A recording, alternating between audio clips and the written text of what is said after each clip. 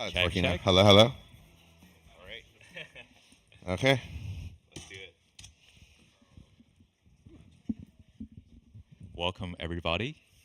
My name is Ryan Wang. I'm the founding partner of Outpost Capital, a Silicon Valley based early stage VC firm focused on frontier technology investment.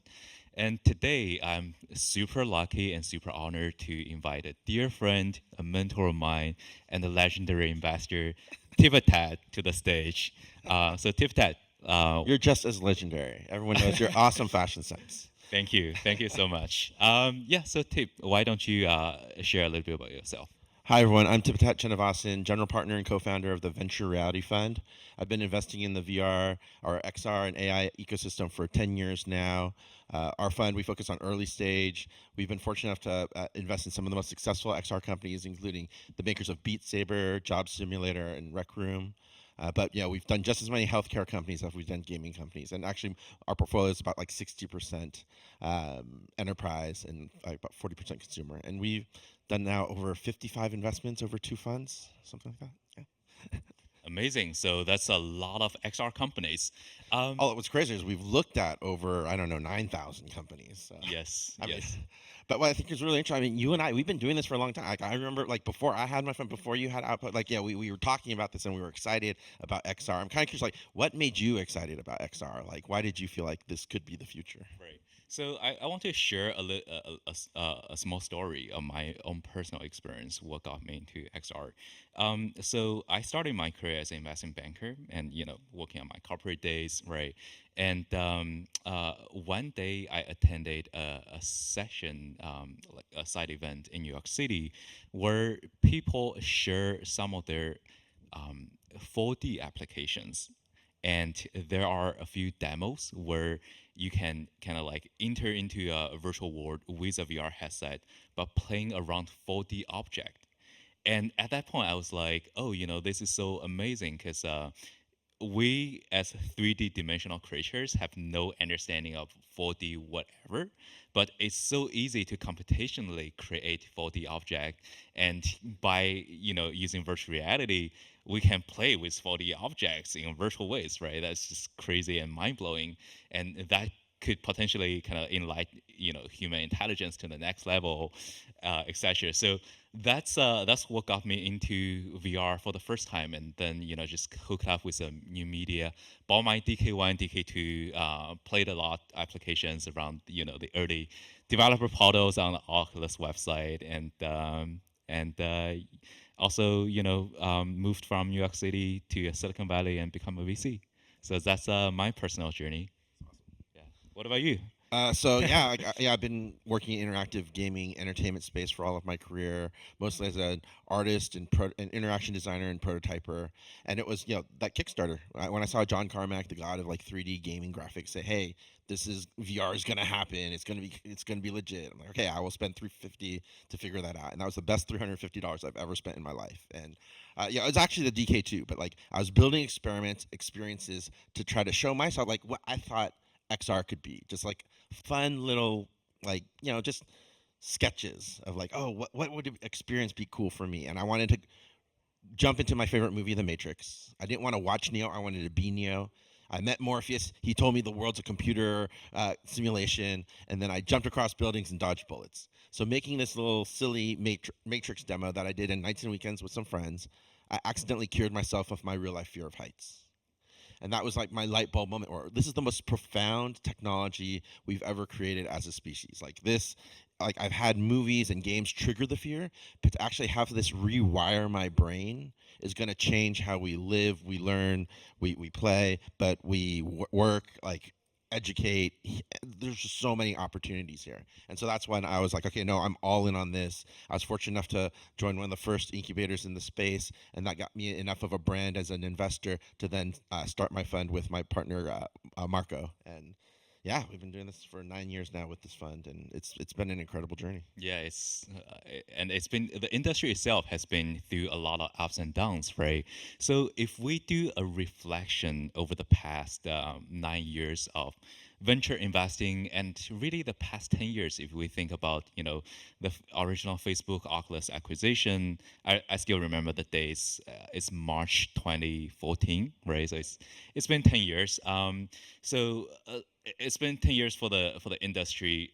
If we do a reflection, um, back from 10 years 9 10 years ago, when you first create your VR application, when you first write your check into a VR company, right?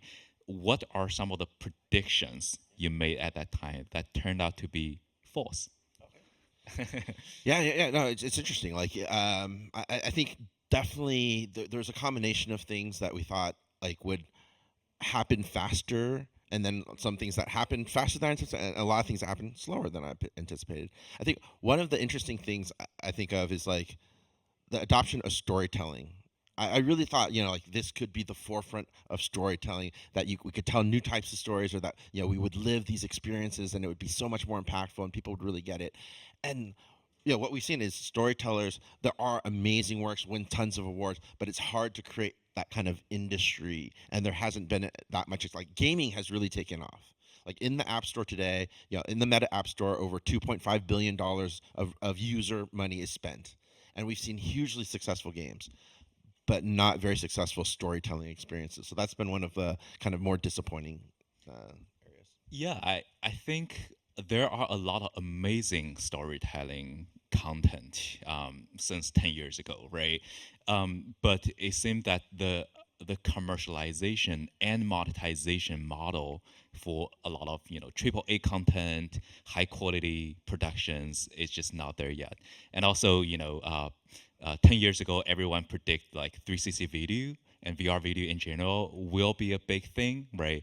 A lot of the largest, some of the largest valuation of companies, largest chunk of check sizes goes to some of the companies as well. But somehow the 360, 180, 3D video is just not able to make it. Although I will say the Vision Pro does kind of change this. Like, this was one of those things where we're like, okay, well, at the state of the art of the time, we had at this commodity like $500 hardware, the visual fidelity wasn't compelling enough for mainstream audiences. But what I think Apple has really shown with the Vision Pro, at this $3,500 price point, we're getting Retina, like almost Retina quality, 4K per eye. Now, when you watch Stereo 180, which I personally used to tell founders like, stop, go do something else. But when you do these experiences that are done by Apple, you watch the MLS, the soccer highlights experience, and you see them cheering, in the locker room, or you see them on the field, and you're like, or the pitch, sorry, but it's really profound. And they had this documentary about parkour. I don't know if you've seen it yet, but yeah, like this is some of the most visually immersive uses of the Vision Pro, and I was totally like, man, I thought this 180 stereo video was dead, and maybe Apple can bring it back. This is such an interesting point, right? I just want to kind of like talk about this a little bit further. So 10 years ago, we feel the power of 360 video, right? We feel the power of being immersive in this kind of format. So that's where the hope is. But back then, the camera is not ready. The content are not there, right? The content creators, they are not educated to do storytelling in the immersive format, right? So they need to learn the lessons. The ISPs, the internet infrastructure, the content delivery network is not able to deliver even 4K videos, right? But today, like 4K is default for everybody, and the device problem is solved, and all the other the storytellers, after 10 years of education, there is a new generation of content storytellers, movie directors who understand how to, who have accumulated the knowledge of best practices on how to do immersive storytelling. So, we have an abundance of content as well, right? So maybe the vision, there's no problem with the vision. It's an issue of the timing. Potentially. I mean, I also too. There's like other innovative things. Like there's like Gucci experience. If anyone has a Vision Pro, I definitely recommend trying these experiences. But it's like it's a 2D image or 2D video, but then it turns like certain scenes. They put you fully 3D immersive, or they have 3D objects kind of that further accentuate what's being talked about. And you're like, oh yeah, this is kind of a hybrid approach, but it works very, very well. But I think these are all things because of the visual fidelity of the Vision Pro. These things will be more mainstream. I feel like in the Quest it was like, or sorry, in I don't want to just pull out meta, but like in all of the previous headsets where the fidelity wasn't high enough, maybe it got like 5% of us to be like, oh yeah, this is the future. Yeah, but mainstream people would be like, no, no. I think with the visual fidelity of Vision Pro, yeah, it's definitely opened up a lot more people to understanding and appreciating this new format. Right. And also the other point is that back then when the first personal computer was developed, when the first video game was developed, right, people do not have too many alternatives on how to consume content, how to tell stories. So this is as good as you get. But 10 years ago when VR first came out, although the medium, the storytelling is very powerful, but after a while it's just with screen door effects, low res, bulky headset is just not so comfortable for everyday consume for everybody. So I think that's also an alternative. But like you said, with a Vision Pro, the sweet side, the benefit is sweet enough. Maybe it's sweet enough to pull people away to embrace this new medium, and to truly become a practical alternative, to something that with smartphone, with traditional media format is not able to deliver. So we talked about what we got wrong. I'm wondering, what did you get right? What were some of the things that you predicted? They're like, yes, this did work out. Well, I'm sure we all predicted a lot of things right, but I think maybe what's more interesting is something that could be like a pleasant surprise, right? Something that we don't feel like, oh, it's gonna make it, but it actually make it. So to this point, I want to talk about one of our mutual portfolio company, the Wave, right? So the Wave is originally it's a music VR company.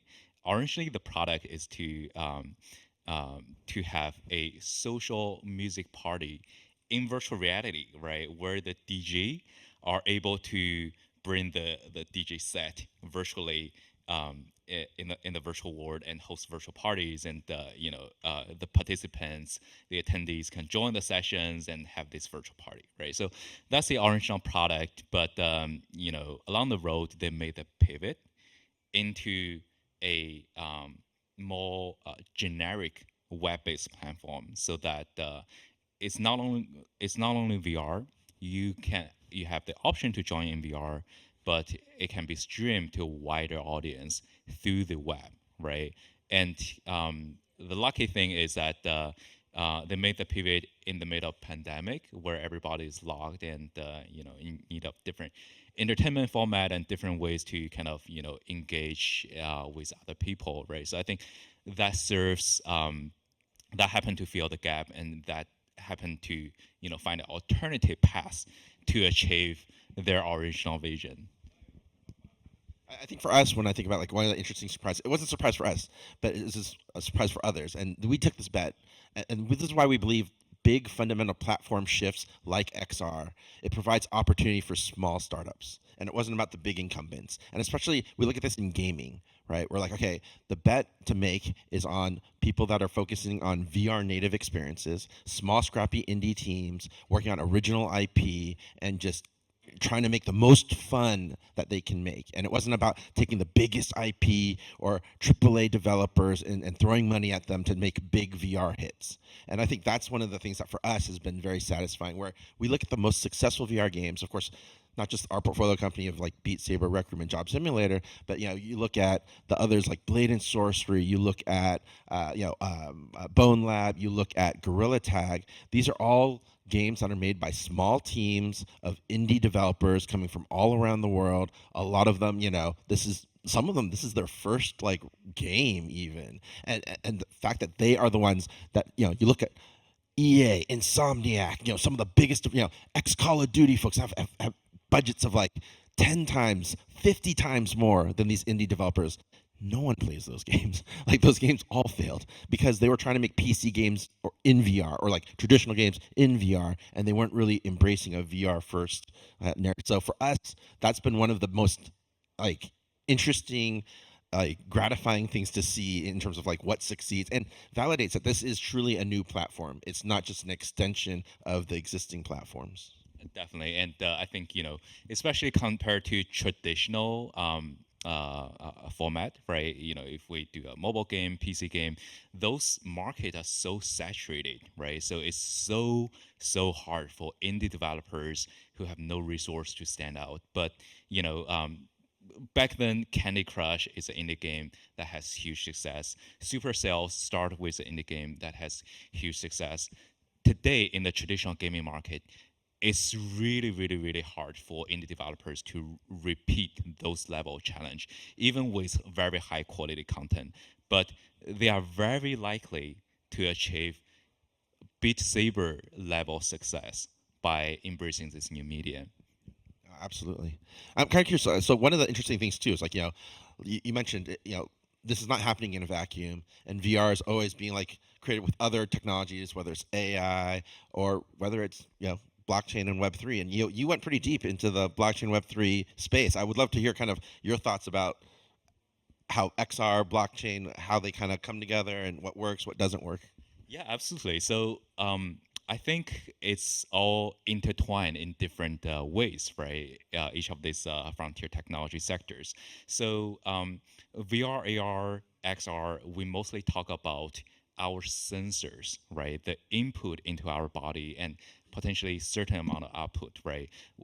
Visual is important, audio is important, and moving down haptics, right? The other sensories that we can simulate is all important for us to have a real simulation. That's why I always feels like, hey, in a broader term, we should include BCI as part of the sectors inside the XR space.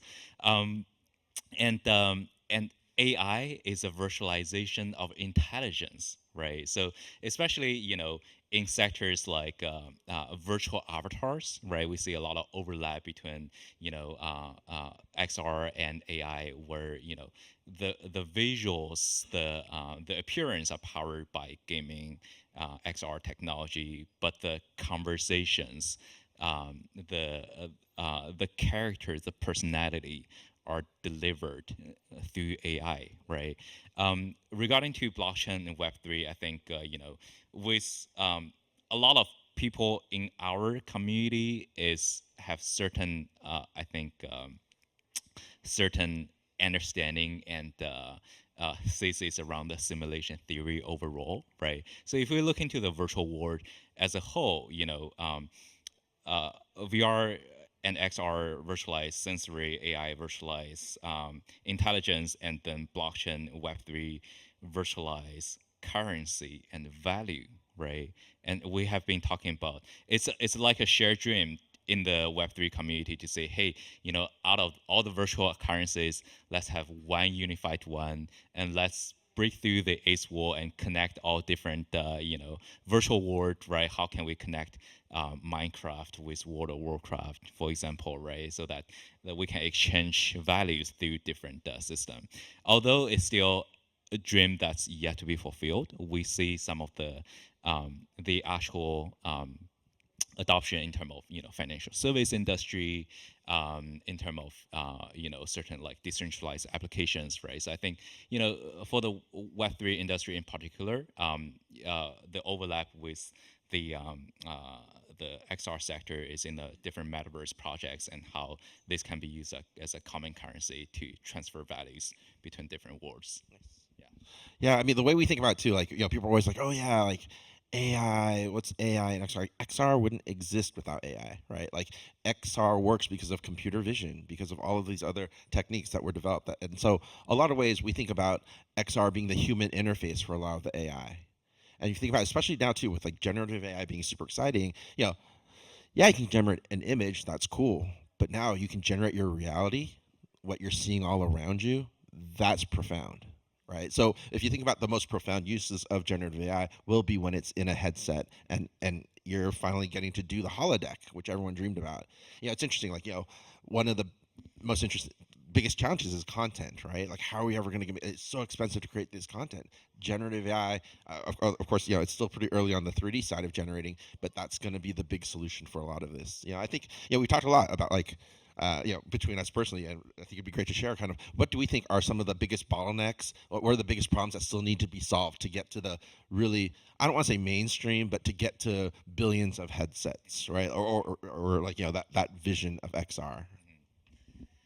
Yeah, so I think this remind me of another point that I previously thought would make sense, but turn out take longer than expected, which is the iteration of the headset and the hardware in general, right? So starting from like 9, 10 years ago, when I first investigate a different aspect of the different enabling technology, different components for the future generation of hardware, I thought technologies like facial tracking, like eye tracking, for video rendering are so important, are so essential to take the entire experience to the next level that by the second generation of all the headset, some of it at least should be default into the headset, right? But we see a lot of progress on the iteration of the headset, on the hardware, but it actually takes so much longer so that, only after 10 years, we see a lot of those technology in the premium $3,000 device, right? So I think, to be honest, I'm a little bit disappointed about the pace of hardware iterations of integrating new components. But I think with like inside-out tracking, right, this kind of technology. Back then, we need like outside-facing sensors to guarantee the high precision tracking, right? I think those kind of components have been adopted a little bit faster than I expected. Yeah, no, I think in terms of what's holding us back, right? Like to get to the dream of the eyeglass form factor, right? It's just a lot of it is when we think about where XR today is, it's because we're cobbling together all the components that currently exist. We're repurposing things. We're repurposing screens from cell phones or like optics engines for that were used for other purposes, right? And now to evolve as an industry, we have to have special built for the needs of what we think XR needs to be. And so, like waveguides, everyone's like, okay, well, we want a wide field of view for a true XR. We want variable focal, especially for optical see-through, right? And the problem is all of the current solutions are a dead end. Like the waveguides, we know, like by physics, they can only go up to like 90-ish. And they're like, oh, well, you can stack multiple. And it's like, well, we already have problems with power consumption with just powering one waveguide system, right? Like, and now you want to stack 5 of them? Like, no, that's not going to work. 5 batteries. Yeah, yeah, yeah. So understanding new optical solutions built for just this, but it's not just on the hardware too. We think about the software, right? Like polygons, the 3D engines we have today based off polygons and textures, like they work well on a flat 2D screen. But when you're in VR fully immersive, these engines don't always look that great, and more importantly too, aren't always super efficient. And so understanding new ways of representing 3D data, whether using something like radiance fields, like a lot of people call them like NeRFs or Gaussian splats, like that will be a much more efficient way of representing 3D data that can be that when consumed in a headset looks way better than any like polygon rendering technique, and it's much cheaper to do. And what's really interesting about this too is this will be the right way to capture data and store that data, and also to train LLMs on how to understand 3D. One of the biggest challenges we see right now, like why text to 3D isn't very good, is because it's trained off of low quality open source 3D data sets of like real-time 3D models that aren't even like the best of like Pixar and like Sony studios. It's just common academic data sets and stuff scraped off the web. But now if you're like, okay, now with radiance fields, there can be a much more inexpensive way to capture photorealistic 3D worlds and then and have that be the data set that you're trained on. And now the holodeck could be created, right? I think that's the interesting thing about like Gen AI. I think will solve that content creation problem in a really profound way. Yeah, definitely. And I think one thing I like to that point is that Like you said, AI training is heavily reliant on data, garbage in, garbage out, right? So quality of data matters a lot. One of the beauty for XR and XR's impact in the AI industry is that I think it unlocks a whole new set of potential data set that was high quality and traditionally wasn't available. If you think about how data is captured today, mostly on your phone, click, right? It knows where you go, what you do, etc. Logistic data, but it doesn't know who you are. It doesn't know what kind of behavior you have. It doesn't know where your attention is, right? It doesn't know what kind of personality your mood is. But with XR technology, all this data all of a sudden are just become so available. You have eye tracking, facial tracking, all that information. So understand the mood, understand the attention, understand your personality. With all that data, I think it's exciting and scary at the same time to think about what the LM can do with those kind of behavior data set. No, especially like where you're looking and like your head movements and all this stuff. It's going to get a lot of subconscious stuff too. That you're like even like at least when you click on something, you're like, okay, that's an active conscious choice I'm making. But now if it's like scanning the room and seeing who I'm looking at, all this kind of stuff, and it's like, oh man, and especially if it can get biofeedback, if you have BCI, then it could get responses like your pupils dilate. It could tell. Am I interested in that person? Ooh, like like there could be some kind of strange matchmaking based off just BCI input, and that would be a little freaky to have companies know that level, like more about you than you would ever know about yourself. For sure. And I think let's end the session with a prediction, right? And I want to know your opinion. So I think in the past we see the iterations around the products, right? It's a little bit unpredictable. I think moving forward for the next 2 to 3 years, where the products will evolve, I think is pretty clear for us, right? It's gonna get lighter, get better visual quality, get cheaper, right? For sure. But what about in the long term, next 10 years, 20 years? Which one will come first? Will BCI, like, embedding a chip in the brain, will become the de facto solution for everyone everyday use? Or is something that has like perfect AR glasses that have amazing field of view, amazing visual fidelity, and small battery, or it's like the Mojo Vision kind of contact lenses solution. So what's your prediction on the long term? Well, Mojo What's your Vision has bet? already kind of pivoted out of contact lenses, so I think that's even For further now. away. But I do believe, like, seeing some of the breakthroughs, some of the startups even that I've met here, like, I think that lightweight vision, like, it's conceivable now. Before, like, if you asked me like 5 years ago, I'm like, oh man, it seems still 10 to 20 years away. Now I feel like, okay, we could get at least some parts of it down in maybe 5 years. But BCI I still think is very far. Like in terms of like getting that okay, outside of the actual insert, but if it's like a wearable thing, I think that's still very, very far away. I do think that, okay, if I had to guess about implants, I would say that's probably like 20 to 30 years away. Like I think that's so far out. And I think that people will be satisfied with the quality of the eyewear that will actually push the BCI further. But what about you? What do you think? Well, I think that's a safe bet, right? And to be honest, I would take the safe bet as well. So I'm with you on this one. I guess are we done? Yeah, Time? I guess so. All right. Thank you so much, everyone. I hope Thank you, this was everyone. interesting.